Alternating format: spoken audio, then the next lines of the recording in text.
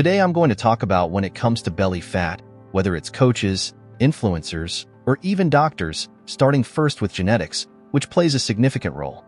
Specifically, we can refer to a study that found genetic factors significantly influence the distribution of fat in the body. The research involved nearly 360,000 participants and found that men accumulate more fat around the abdomen, while women tend to store more fat in their hips and legs. Using data from the UK Biobank, researchers identified nearly 100 genes that influence fat distribution, and many of these effects were stronger or present exclusively in one gender over the other. Another well-known factor that influences fat distribution in men's bodies is testosterone. An older study and analysis published in the International Journal of Obesity found that recent studies in men showed that abdominal fat increases with age and decreases with testosterone concentrations. The good news is that even if you are more inclined or predisposed to store fat around your belly, you shouldn't use it as an excuse. You can still achieve a lean belly, although it may be a bit harder because your body will burn that fat only after burning fat from the rest of the body. If you're more likely to store fat around your belly, you'll probably burn fat from your extremities first, like hands, feet, and face. Then it'll be your arms and legs, and eventually, it should come off your hips and belly, as your body's preferred fat storage patterns are likely different from someone else's. I always say you shouldn't compare your results directly to someone else's. Instead, compare only with yourself, measuring with a tape measure, a scale, and how you look in the mirror as you progress. No matter how small it continues, move in that direction, and belly fat will eventually come off. Another myth about belly fat is spot reduction, which has increasingly come to light. Although far fewer people believe in it today, there are still countless people in gyms worldwide doing crunches, believing they can target and reduce their belly fat locally. Especially lately, the academic world has made it clear that you can't lose belly fat just through abdominal exercises. For example, in a study published in the Journal of Strength and Conditioning Research, participants involved in 4 hours of abdominal training per week for 6 weeks still, despite hard work, abdominal exercises did not result in significant abdominal fat loss or overall fat reduction. The research concluded that there was no significant effect of abdominal exercises on body weight, body fat, percentage of abdominal circumference, abdominal skin fold thickness, and suprailiac skin fold measurement. To put it simply, seeking abdominal tone and finish only through endless crunches and sit-ups is essentially a complete waste of time. Instead, your main focus should be on your diet. Make sure you're in a caloric deficit and consuming unprocessed foods found around the outer aisles of your grocery store.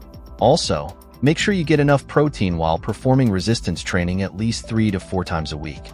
This will help you get rid of belly fat while maintaining muscle mass in the process. Next, you probably don't know that vitamin D has a direct connection to belly fat.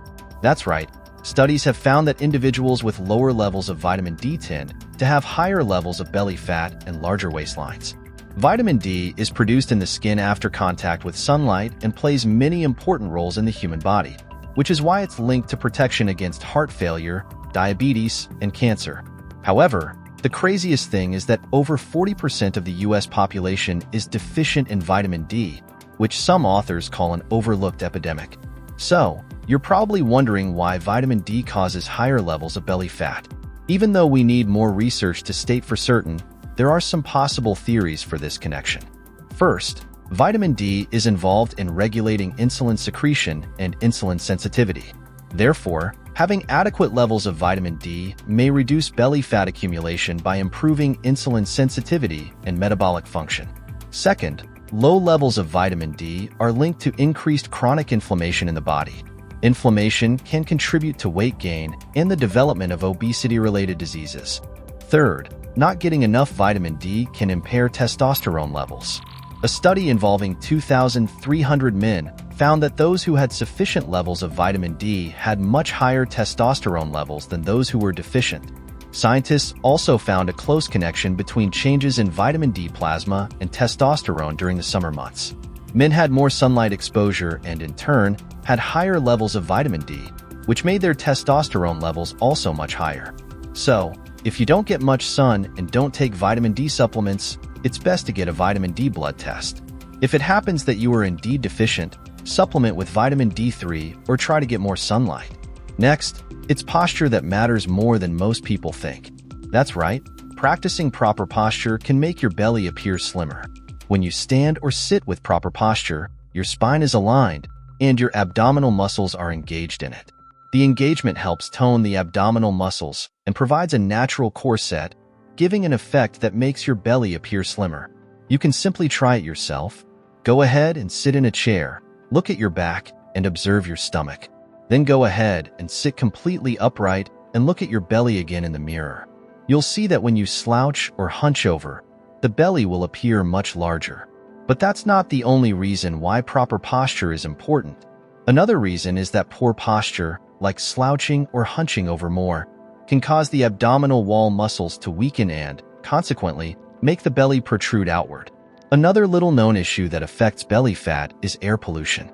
While the food you eat plays a much bigger role in relation to the belly, fatty air pollution from industrialization and modernization is a significant threat to global health and a risk factor for many diseases. Recent research suggests that air pollution may contribute to obesity. Studies have linked exposure to outdoor and indoor air pollutants, including particulate matter, nitrogen oxides, ozone, and polycyclic aromatic hydrocarbons, to obesity. The reason why air pollution increases body fat is probably due to causing an increase in inflammation, oxidative stress, metabolic imbalances, causing epigenetic modifications, and impairing gut flora. To reduce the potential impact of air pollution on obesity and belly fat, it would be ideal to live in a less densely industrialized area. But if your area is particularly known for being highly polluted, you can pay attention to air quality using online tools or smartphone apps. Also, consider using HEPA air purifiers in your home to reduce indoor air pollution. These devices can help remove particles and other pollutants, improving indoor air quality. But above all, maintaining a healthy lifestyle, including a balanced diet rich in antioxidants, regular exercise, and stress management, can help counteract the adverse effects of air pollution. The next forgotten fact is sleep, which is very important.